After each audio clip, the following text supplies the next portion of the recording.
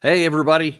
Welcome to the Daniel Davis Deep Dive Intel Brief, where we give you the best of what we talked about this week so you don't miss anything, even if you weren't able to watch every show, as well as some of the things that are breaking. Even today, we have breaking news to make sure that you're equipped to know what's going on in your world. And we're going to start off this week with the biggest news, of course, which was the election of President Donald Trump to a second term. Really shocked everybody. Very, very surprising, given that all the polls that we're talking about coming in were, literally a coin flip, that all 7 of the swing states were just, within I think a 1.8 percentage points was the biggest advantage either side had. Some of them were less than a point. The overall, according to the NBC poll, you may recall that we talked about before, this was literally right down the middle, 49% each way with 2% undecided. And then when the election results came out, it was an overwhelming victory for President Trump. The Republicans also got control of the Senate, which was a possibility, but the strength with which it came through did surprise very many people. And we had Larry Johnson on this week to try to help us understand a little bit why. Trump understood that the media world has changed. It's now a world of social media, shows like yours. Go back 4 years in 2020, it was important to be on legacy media, to be on the cable news shows, Fox, CNN, MSNBC. But what's happened in the last 4 years is people, particularly those under the age of 45, have moved completely away from sitting down and watching those conventional channels. Instead, you got people like Joe Rogan with 18 million subscribers. I mean, you've got a significant number of subscribers yourself. People tune in to watch you and to listen. And that's what Trump tapped into. And in tapping into that, he didn't follow sort of the traditional, what I'll call partisan playbook, that whether you're Republican or Democrat, you line up your own people and then you reward them after the election. He reached out. And so the fact that he was able to negotiate, make a deal with Robert F. Kennedy Jr. to say, hey, you've got some very interesting ideas about the healthcare and influence of the pharmaceutical industry in American politics. I want you to come into my administration. Reaching out to people like Tulsi Gabbard, and then going on the Joe Rogan experience. So Trump tapped into that, and the Washington establishment, and this is not just Democrat, but it's also with the sort of the embedded Republicans, they gaslighted people. They kept telling them that, oh, you're not miserable, you're happy. Oh, you're not experiencing inflation, prices are great. Oh, you're not experiencing troubles with employment. We got full, they kept lying. And people, frankly, I think were fed up with those lies. So a sizable majority, voted for Donald Trump. And Washington is in shock today. That's good. And that's good. He tags that out there, and certainly that's the case. There's no question that especially among the Democrats, that they are in shock, and frankly, many even in the Republican Party are very surprised, pleasantly so in their case. But this really just goes to show that there are some real changes going on in the United States in the way information is processed. Now, it had a massive information issue here, and some of the questions that are going to have to be explained here in the coming days and weeks is how the polls got it so wrong. Or did people somehow change their mind in large numbers, in the millions across the country? Because when it turned out that all these polls that showed how close everything was, turned out it wasn't that close. There was some significant changes in how the actual voting took place in comparison to what the pollsters claimed in all their polls was going to be the case here.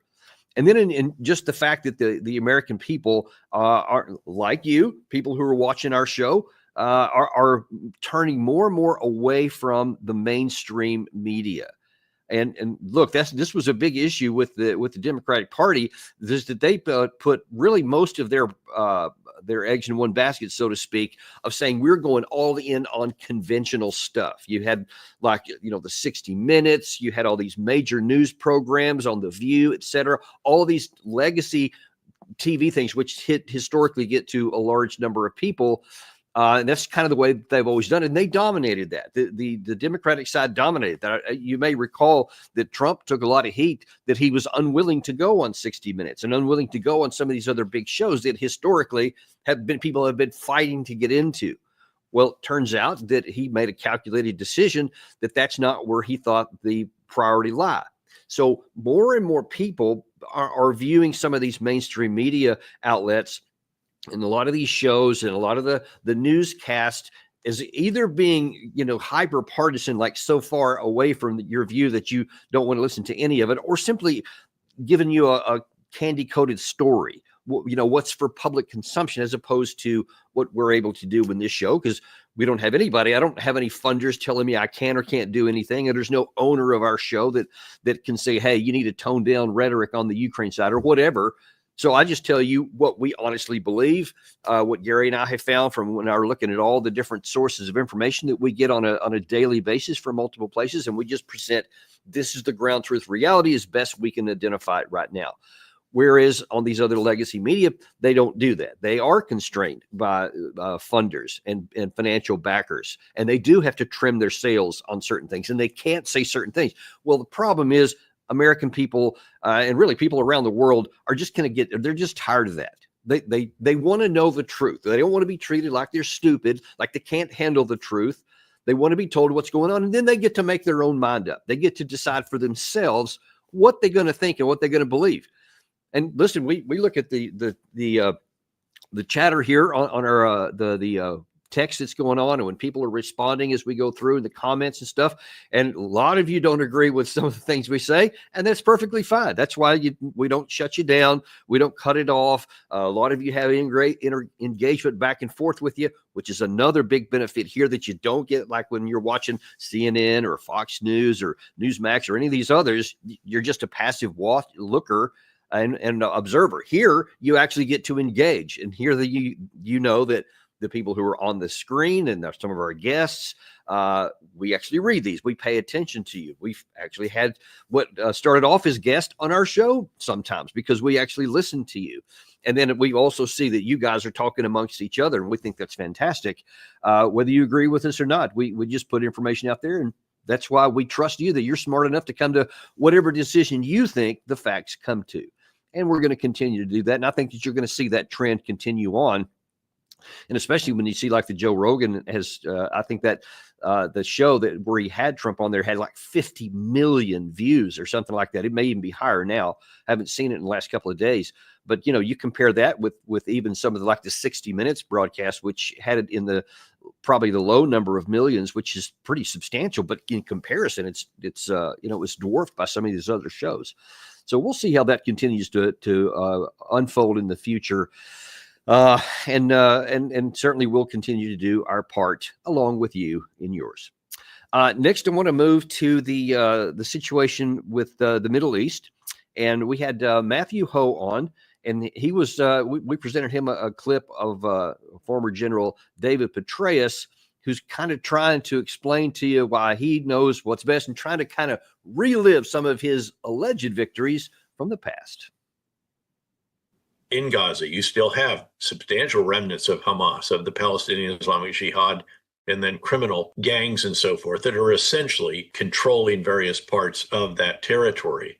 And Israel needs to go in because there is no other alternative. Start from the north and work their way to the south and clear and hold. Not just clear and leave, which is what they have been doing.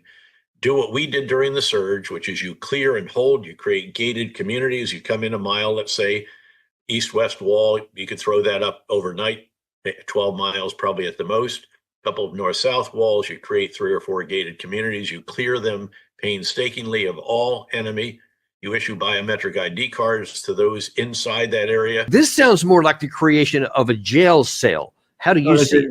Essentially concentration camps. This is not any different than what the British did in South Africa 124 years ago, to segregate the people, to wall them off. And then these biometric ID cards, probably most likely apps on a telephone, I would imagine. And this way you control the population entirely. You know where they are. You know who they're talking to. You can target them at any time. You can control everything they do. So if these people want bottles of water or they want loaves of bread, they have to follow the commands of the app. Petraeus and others, these men who their own failures at war should be enough to discredit them, but they are now representing banks and oil companies. They sit on the boards of all types of corporations. They teach at universities. and they go on the media and they still sell this snake oil about counterinsurgency when there is no way to victory in this type of occupation. And really, that's the bottom line. It's an occupation at this point, where literally, I mean, this is as direct as you can imagine. And the problem is that this is not going to work out well for Israel. Now, we often say a lot of things about some of the Israeli government decisions and their actions, what their military is doing, and we correctly take it to task when it's doing incorrect things. But I actually care a lot about the people of Israel, and I care a lot about the people of Palestine and all of them, everybody who lives in that region. Every single one of them deserves an opportunity to live in peace and freedom, and freedom from the risk of being attacked, rockets falling on their head, terrorist attacks, etc. And I want all of the parties to take action and to move in a direction that will lead to that outcome. Israel is on a path right now that was really stoked in anger and hatred because of what happened on October 7th of 2023. And certainly a lot of that is very understandable with the way a lot of civilians were killed and their houses were broken into and just, killed mercilessly. And that's certainly understandable. But it's also understandable that the Palestinian people have that anger because of how they've been treated and how they had been gated off, to use Petraeus's word, for decades before that, in a virtual prison. Because some people may not be aware of it, but the Palestinians in the Gaza Strip especially have essentially been in a prison. And that's not hyperbole. They literally have not been allowed to come outside of the gate. They don't have freedom to travel anywhere. And they're just kept in prison in this. And they had been, of course, in the summer before, hundreds, plural, of Palestinians had been killed by the IDF and some settlers in the West Bank. And it was a very, very volatile situation just in the months before October 7th. So everybody bears some portion of the blame for this. But when you're trying to solve the problem as Israel by literally wiping out the capacity for the Gaza Strip to even sustain life, and so very many tens of thousands of people. A recent report I saw this past week said that 70% of all the Palestinian deaths are women and children. So I don't think you can make the claim that, they're just going after Hamas, because that's far, far too high of a percentage.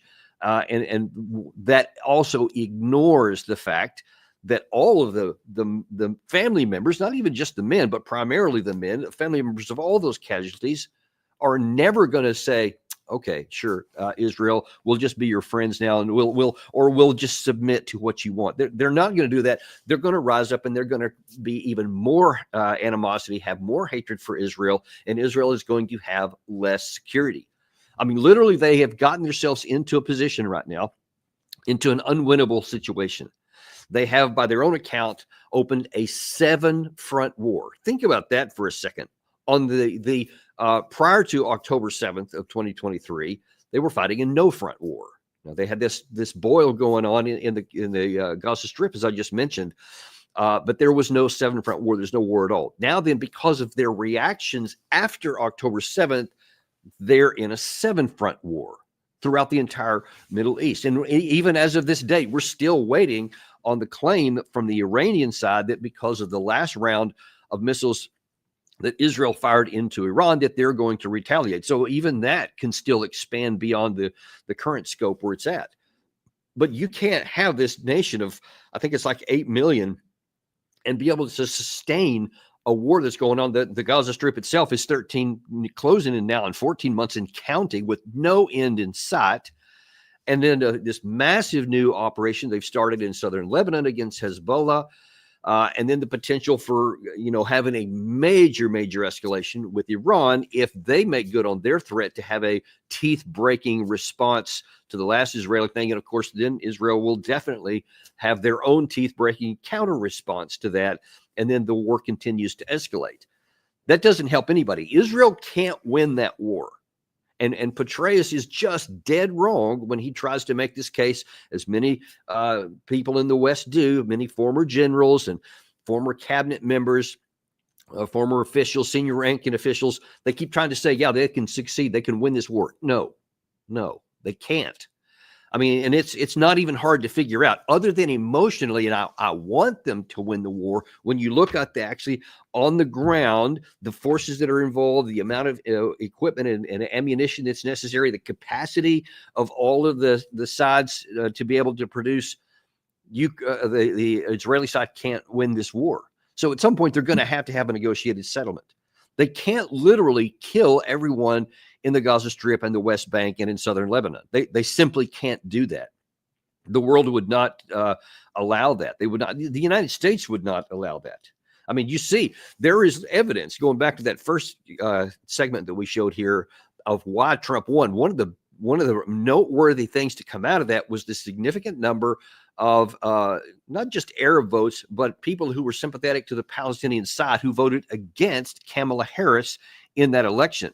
And especially in Dearborn, Michigan, and throughout Michigan, it had a significant effect in there and really helped for her, to cause her to lose there. But it was a big electoral reaction on the ground. It wasn't just a protest vote like it was earlier in the year during the when Biden was at that time running for the nomination for the Democratic Party, and they had this big protest vote of against him, even though everybody knew he was going to win.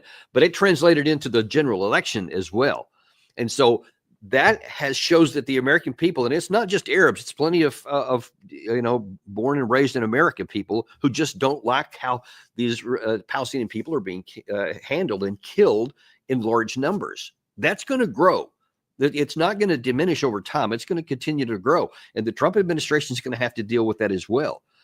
And so there has to be something done different. There's going to have to be a negotiated settlement, or this war is going to go on forever. And in fact, one of our other guests during the week, Andrei Martyanov, also weighed in on that and talked about how this truly is unwinnable for the Israeli side. Hamas, they do have inflow of new forces because people want, to avenge what happens there. And when they see killing their children, killing their relatives, and basically ethnic cleansing and genocide, that's what it is. So in this case, they cannot kill Hamas because Hamas has now become essentially more than just some kind of the isolated military or political force. It is now ideology, because obviously those people who kind of ended up under the steamroll of IDF, they will never forget that. They will always be after Israelis, and that's just, never-ending story until either side collapses, which in this case, Arabs and Arab Street simply has more. Israel doesn't have resources and human resources. So we might be, I'm not saying that it's necessarily predetermined, although some people say that it is going to happen, but I definitely can see the possibility of Israel simply melting away. And that's probably already is happening. They are melting away. I'm not sure that they're going to melt away. They do have a considerable amount of combat power, and they could go a lot longer, which in one sense is unfortunate because that means a lot more people can die, and the deeper that they can get themselves sucked into it. I think that given the history of Israel, they have shown an ability to, even if it's later on, to finally recognize when something is unattainable, and then making whatever is accommodations necessary to bring it to an end. And I certainly hope that the pragmatism of the President Trump that he showed many times in his first administration, I hope that he'll come into this one and also go down that same path and say, hey, Netanyahu, this is not going to work. You can't going to succeed there. And Trump, for his part, is going to have additional pressures as well. Because as we've been talking about many times on this channel here from the current administration, we've already admitted that we're running very low on interceptor missiles, which especially if this issue with Iran continues to fester and to go back and forth with multiple rounds, it is costing in the billions of dollars. And it's not even just the amount of dollars we've having to spend on these interceptor missiles, but the fact that they are so long-term and how long it takes to produce them and to replace them. And we keep using them in large numbers. And when they spike during these kinds of events here, we're running low on them. And of course, Ukraine continues to demand and beg more because that's obviously a constant threat, a routine requirement for them. And we just don't have enough. And Trump is going to, when he comes into office, when he's inaugurated on January 20th, is going to be able to see the information there, and he's going to see, hey, our stockpiles are dwindling real low. I mean, he certainly cares about the Israeli people. He's had a lot of support from Jewish backers, certainly in this election, especially. And he's always had a soft spot for them, and that'll continue on, I'm sure. But he's also very pragmatic minded. And he's not going to say, hey, I'm just going to keep doing what's good for you and bad for us. If Israel is not willing to have a negotiated settlement and bring these wars to a conclusion, then they're going to have an open-ended deal, and we may not be able to keep providing all of these weapons. Now, Trump is already on record as saying that one of his initial priorities is going to be to end the war between Russia and Ukraine. And that's good, because then that'll stop some of the bleeding there of all this ammunition that we keep sending out. But if this Israeli one keeps going on, we're already really dangerously low. There's the amount of ammunition that has gone out of our coffers so far is already going to take years, plural, to recover from. And that's if the bleeding of all this stuff stops tomorrow. I mean, it's still going to take years. The longer we go with continuing to send plane load after plane load or ship after ship full of ammunition and gear and weapons and other kinds of support to Israel, it's going to take even longer, and it's going to move that date further to the right. So Trump is going to come under pressure to maybe tell his friend Benjamin Netanyahu, I'm not going to go down this path anymore. And just like he's apparently going to tell Zelensky when he takes office, you're going to have to find a negotiated settlement. He may do the same thing here. That remains to be seen. There's the Trump administration, even some of my sources on his transition team have been a little bit mum on that. So we actually don't have a clear picture for what he's going to do in the Middle East. Maybe he's still trying to decide that among his senior staffers right now. We will certainly be bringing that to you anytime that we have more. There's actually also on this topic here some breaking news even as of this morning, and that is that the Qataris have announced that they are withdrawing themselves from being the lead helper in negotiating a settlement and a ceasefire between Hamas and Israel. They have said, hey, they've apparently told the Hamas leaders to leave. As of just before I came on here, that information had said that the Hamas side had still not acknowledged that they had been ordered out, although some of the Qataris have given that information, said that is going to happen. But this is bad news, frankly, for everybody, because the current administration has, as if we've been talking many times, has been very weak and passive about trying to use the leverage that we have, the significant leverage, to get the sides to come to an agreement, even a ceasefire. I mean, we're not talking about a negotiated settlement. We're not talking about peace. We're just talking about ceasefire. And you have the Israeli side has been unwilling to make any meaningful compromise to reach that. They, in fact, given a lot of evidence, they don't want a ceasefire because they want to keep fighting. They want to win a military outcome, so they're not going to cease fire.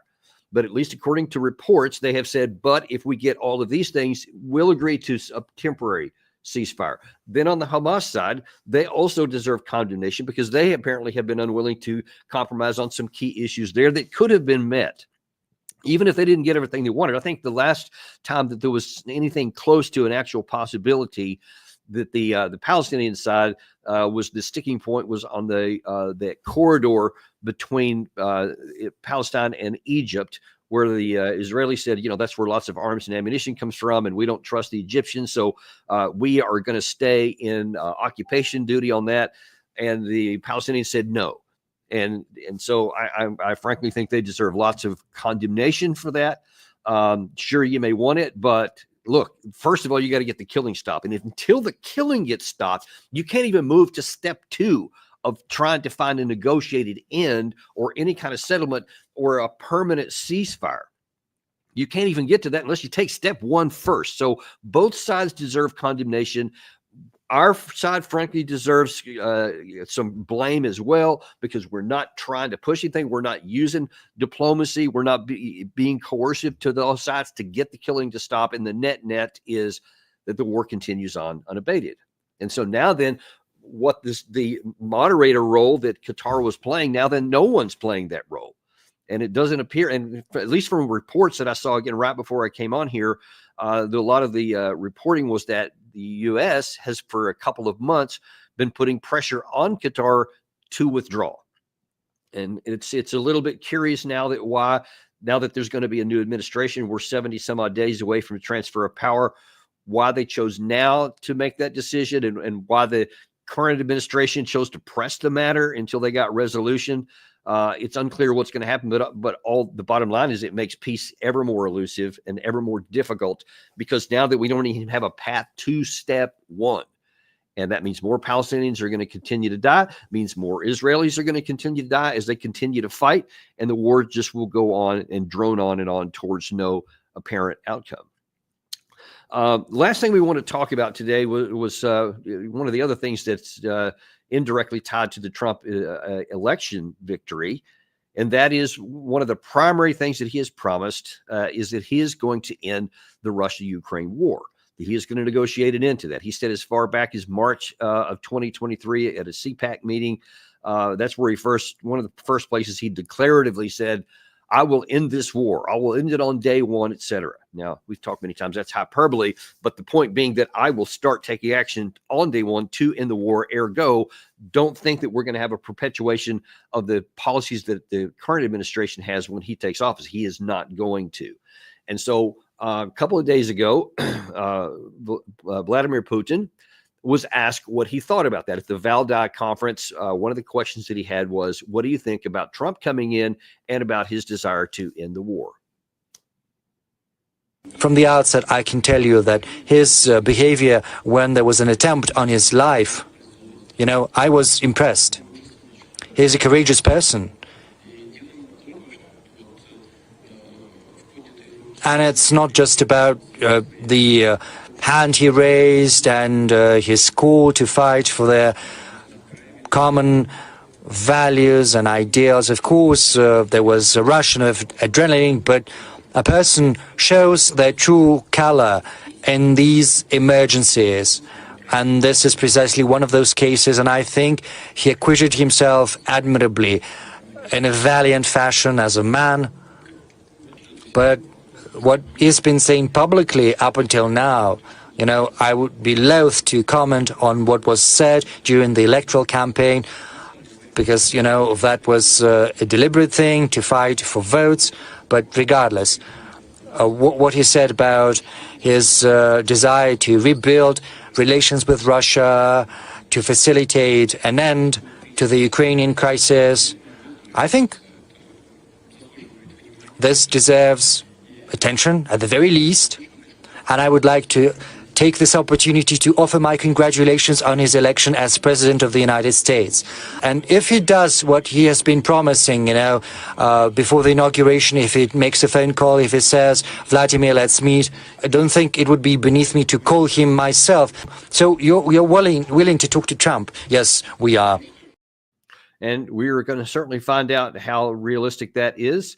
How much Putin is willing to listen, how much Trump is willing to talk, and just where things are going to go there. Now, I'll tell you, obviously, you've heard me many times saying that we should have reached a negotiated settlement long ago. So I'm definitely a big fan of it, and are grateful that both Trump and Putin, at least verbally at this point, are saying they're willing to engage in negotiations towards an end statement.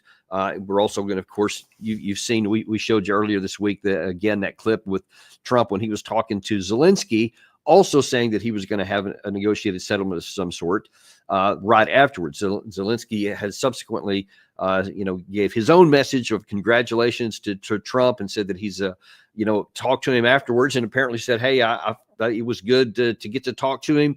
And I felt confident afterwards. So it's going to be interesting to see how all of that works out. I can't imagine the scenario where Putin and Zelensky are both happy about how things are going to turn out there. I mean, if they were both happy about some kind of negotiations, they could have done that long ago, not just waiting for Trump. But in any case, it certainly remains to be seen what's going to happen with that. I know many things are going on in the Trump team right now as they're preparing the personnel for who's going to take over a lot of these positions that have to do with negotiations for this. And the Trump team itself is kind of nailing down what actually is going to be their plan of action.